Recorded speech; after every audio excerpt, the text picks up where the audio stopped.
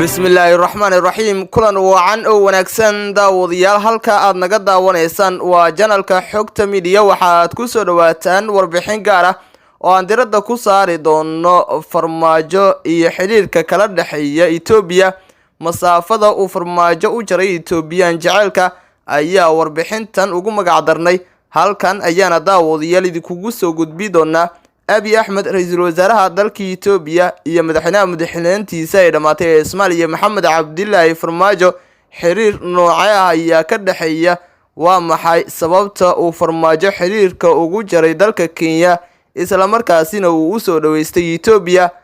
Warbixinteena ayaa daawadayaal idinku falaqayn doona umur arrintaasi ku aadan. Ha yeeshee inta aanan warbixinta guda gelin waxaan daawaday ka dalbanaya oo ka codsanayana muuqaalkan like saarto la wadaagta asxaabtaada adigoo subscribe inoo saaraya channelka oo furanaya gambaleelka si durbadiiba aad u hesho muuqaaladan halkan soo gelino.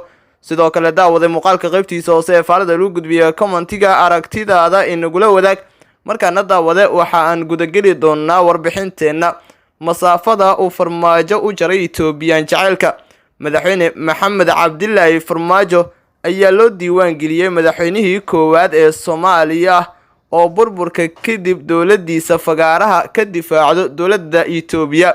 Farmaajo oo xafiiska ku yimid inuu yahay siyaasiga ugu fog xagga nacaybka Soomaalida u qabto Itoobiyaanka waqti dheer ayaa waxaa si degdeg ah ugu dhacay isbedel masaafadiisa ilaa hadda ay Soomaalida la yaaban tahay. Tallaabadii dawladda federaalka Soomaaliya ay qaaday asbuucan waxay markaasi ahaan doontaa mid diiwaan ku leh taariikhda siyaasadeed ee Soomaaliya.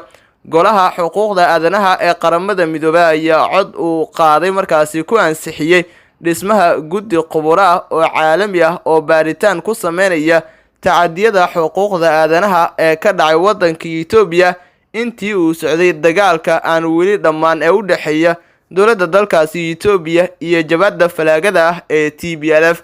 Codeynta ayaa dhacday kadib shir looga hadlay xaaladda xuquuqda aadanaha ee Itoobiya. Saraakiisha qaramada midoobay ayaa si weyn uga digay in dagaalka ka socda waddanka Itoobiya uu saameyn taban ku yeelan karo dhammaan dalalka gobolka. Codeyntii la qaaday iyo halka ay Soomaaliya ka istaagtay ayaa si weyn uga marqaati kacay jaceelka uu markaasi madaxweyne Maxamed Cabdullaahi Farmaajo u qabo xukuumadda uu leeliyo Abiy Ahmed. 21 wadan oo kamid ah wadamada ku jira golaha xuquuqda aadanaha ee qaramada midoobay waxay ku codeeyeen in ay ansixiyaan qaraarkaasi waxaana ka soo horjeestay 15 wadan halka ay 11 kalena ka aamuseen. Wadamada ansixiyay in Itoobiya loo diro guddi heer caalami ah oo baara xasuuqa lagula kacay dadka rayidka ah intii ay dagaalada socdeen waxaa kamid ah Ingiriiska iyo Jarmalka. Markii aad tahay Soomaali sheekadan waxay ka qusaysaa halka uu dagaalku ka istaagay qadiyadan lagu baarayo xasuuqaasi dhacay. Soomaaliya waxay ka mid noqotay dhowrkii dal ee diidmada markaasi ugu codeeyay in guddigaasi baarista ah loo diro dalka Itoobiya. Sidoo kale Eritrea ayaa ka mid ah dalalka iyaguna diiday in la baaro tacadigan ka dhacay Itoobiya oo ay ku kacday markaasi xukuumadda ra'iisul wasaare Abiy Ahmed.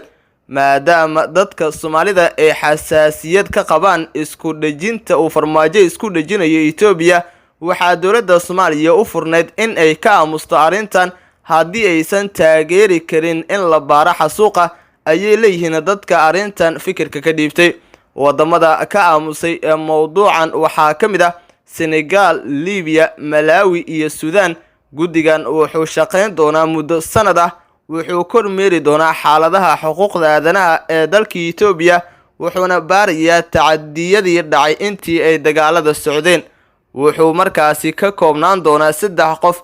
Xukuumadda Addis Ababa ayaa diiday guddigan iyadoo ku doodaysa in dalal dano gaar ah wata in ay golaha afduubteen. Haddii aan u soo laabanno midda ku saabsan Farmaajo, madaxweynaha madaxweynaha ay dhamaatay ee Soomaaliya Maxamed Cabdullaahi Farmaajo ayaa waayihiisa ku soo gabagabeeyay in uu meel fagaara ka difaaco Itoobiya oo dunida doonaysa in lala xisaabtamo.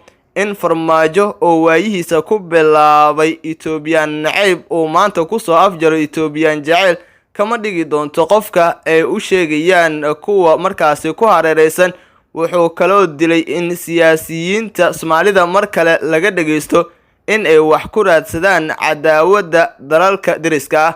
Farmaajo wuxuu asbuucan u safray dalka Turkiga, wuxuu sii maray waddanka Itoobiya, wuxuu raacay diyaaradda Ethiopian Airlines oo safar dheer ah isagoo heli karay safar midkaasi ka saacado yar oo ah Turkish Airlines.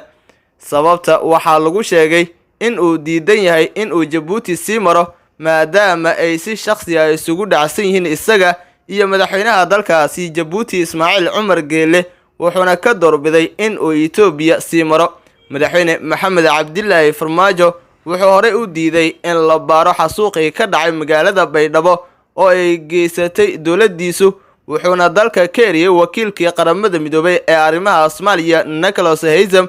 Mana aha wax lala yaabo in uu diiday in la baaro xasuuq dal kale ka dhacay, balse midda lala yaaban yahay waa in cidda uu difaacayo ay tahay Itoobiya.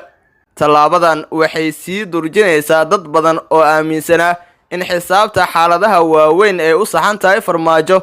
Tallaabadan Ethiopian jaceylka ah wuxuu Farmaajo qaaday iyadoo uu dalka ku jiro xilli doorasho oo xasaasi ah. Guud ahaan daawadayaal, halka ayaan ku hakinayaa warbixintii gaarka ahayd ee aan ku eegaynay xiriirka ka dhaxeeya Farmaajo iyo sidoo kaleba dowladda uu hogaamiyo Abiy Ahmed. haddii aad warbixintan daawatay isla markaasina aad ka heshay muuqaalkan like saar, la wadaagta asxaabtaada si uu saaxiibo fara badan u sii gaaro. Subscribe inoo saar channelka Furagan Balaalka si durbadiiba aad u hesho muuqaaladan halkan soo gelino. sidoo kale daawade muuqaalka qaybtiisa hoose ee faalada lagu gudbiyo commentiga waxa inoogu reebi karaysaa aragtidaada, bal sidee ayay kula tahay in Farmaajo uu xumeeyo xiriirkii wadamada Kenya iyo Djibouti isla markaasina uu xiriir qoto dheer ah la sameeyo dalka Itoobiya oo